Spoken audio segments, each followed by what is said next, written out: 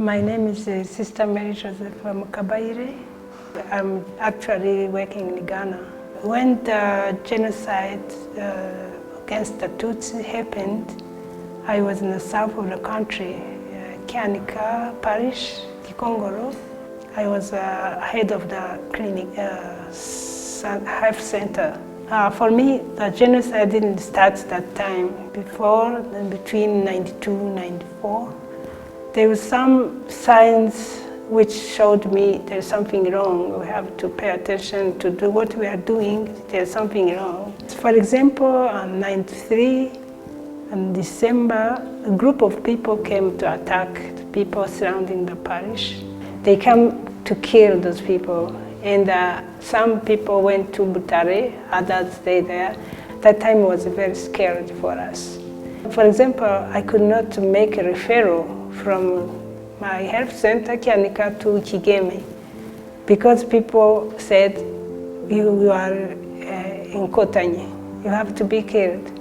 I could not understand how I am in Kotanyi being in Kikongoro, but it was not a critical time for me. April 7th in the morning, we started to hear the radio. There were no news, but song like someone passed away, and then we heard that the president was shot down. People came to search the safe place at the parish, and we started to receive them, children, all the people, in order to take care of them, to give them food. But it was not for a long time because the militias were there to kill them. We went to survey. There were many sisters, about 300. We spent a week there trying to do what we have to do, but on April 23rd, the Interahamwe came to attack us, night time. And we tried to protect ourselves, but it was not easy. And then evening, around 7, I said, no, I went to see my superior. I said, I'm not safe here. They will kill me. And I asked her to bless me, thinking I'll go through Kiruhura, going to Burundi. Getting to Kiruhura place, it was so hard, very, very hard. They kept us outside of the car. They sent us to the parish. We spent about 5 hours there. And near the parish, there were a community of St. Mary sisters. We were waiting for the Interahamwe to come to kill us. They didn't show up. And we went to the bushes there. We spent 3 months there until the Nkontanyi came to help us. In the morning, June 30th, they were shooting to both sides. But the sound of those shooting, they were different. The shooting for the Nkontanyi was recognized, and they with the soldiers, Rwanda government soldiers, they have different sound. When we knew where they were, Nkontanyi, and they were the government. Nkontanyi was shh. But for the government, the army, the pow, pow. When the Nkontanyi came, we heard saying Songambere. This word is for Nkontanyi. We remember even the song, Songambere, Songambere. One sister said, those are Nkontanyi. Do you know what? They can imitate the same word. Don't go outside. We refused to get outside. And they said, okay, get outside. Open the door. We refused. Finally, they broke the door and went outside.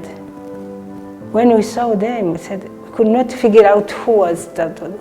We didn't see the Nkontanyi before, but they were serious. I know Ibingira was there. I remember Ibingira, he has a tower around his neck. He was far from the other soldiers. Ibingira said, who are 4 sisters who are not originally from here? We didn't know how, because we have the same uniform. They have all information. And then 4 sisters, we lift up our hands. And they said that now you are saved. We could now give them hugs, laugh. It was a time of peaceful. He left 2 soldiers with us. They left immediately to go to Save, where the situation was very, very hard. And the second drive first, we went to Nyanza. They came to pick us to go to Nyanza, in Motanyi. Then we left the place. We met other refugees there. As a nurse, I was taking care of the sisters who were sick, brothers who were sick. After that, the Inkotanyi asked me to go to Gahini, because they were only one hospital who was able to help people. I went there. They took me with this car, the car. I went there with 4 sisters, and I joined the students from Rwamagana, who were helped by Sister Helen, Bernardine's sister, and we started to take care of the sick, the wounded people. Yeah, I spent, I think, 3 months there. After that, the volunteers from Belgium who were with me at Chanika, Gikongoro, they came to visit us. We went to Gikongoro to see the situation. If there were many refugees there at that time. It was November 1994. And then they asked my superior if I can go with them in Belgium for resting. I spent 3 months there, and I came back. I went back to Gikongoro. My family, we were 11 children, and 6 were killed with my parents. They were killed in April 20th in Nyakibanda area, Butare South. During the genocide, they beat my back. They broke my back, and I was taken care by the Belgian people. I said, this is a gift I cannot take for granted. It's a time to help others, even help those who didn't want me to survive. It's why I said, okay, I'm going back. As you see on the first page, the cover, you see my picture in front of a house. It was my father's house. I went there just from Belgium to make sure what happened to my family, to have some news. I heard someone who killed my father, because when my siblings, my mother, they were killed in Nyumba parish, but my father, he didn't leave the place because he said he wanted to die with his cows. He don't want to be killed before his cows. He stayed with them. And when I went there, I learned how they killed him. He was killed by someone who was considered as my brother. He's a man who worked in my family for many, many, many years. And my father paid the scholarship of his children. I was disappointed because I said, it's not possible. I heard what happened. He came, he said, sorry, I didn't know you had survived. That time I was angry. I could not discuss with him. I went back to Butare, and I could not even have all details about how they were killed. From there, the man who killed my father, he saw her the first time. You are survived, Mary Ange, you are survived, I'm sorry. And I think a week after, he wrote a letter to my sister who was in Butare, asking her if you can forgive him.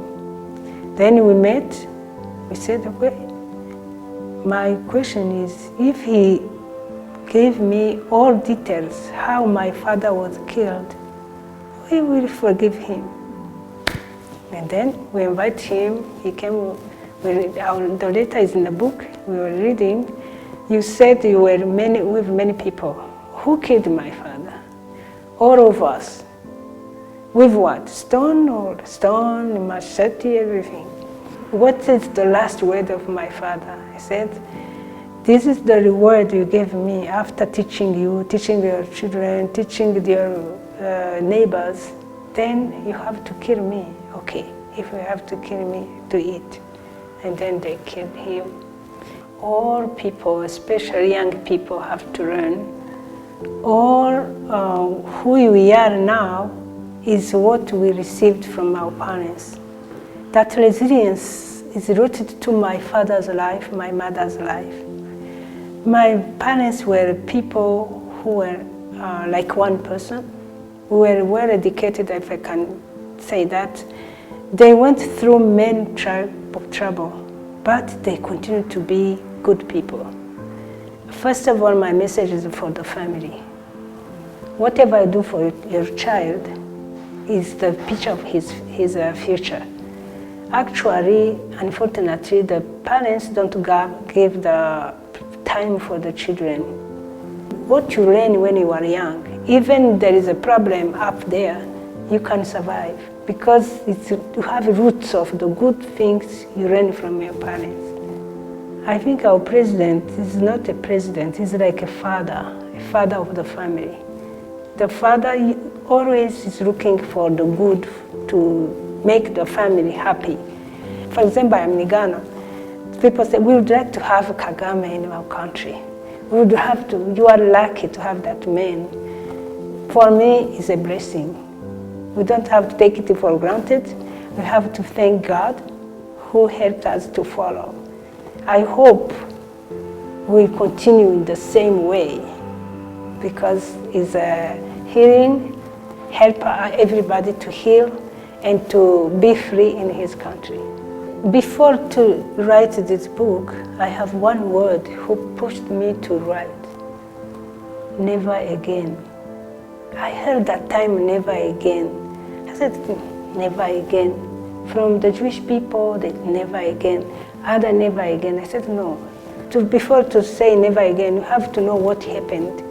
Is why I wrote my book, to show people we were suffering. There are many people who can write their story. And then the young people, when they say never again, they start by never again, but they don't know what happened before. If you tell them what happened, then they can say never again. And other things, there are those young people, those who were 1 year, 2 months, they don't know the genocide, but they are suffering. If they read my book, they will see how families were suffering and get out from that suffering and what happened during the genocide and move on, courage. We have to be people on the move, not people holding by the past. The challenge was publishing it, to find a publisher. Because when I was in the US, one publisher said I have to change my name, the name where I was before the genocide. And I asked why.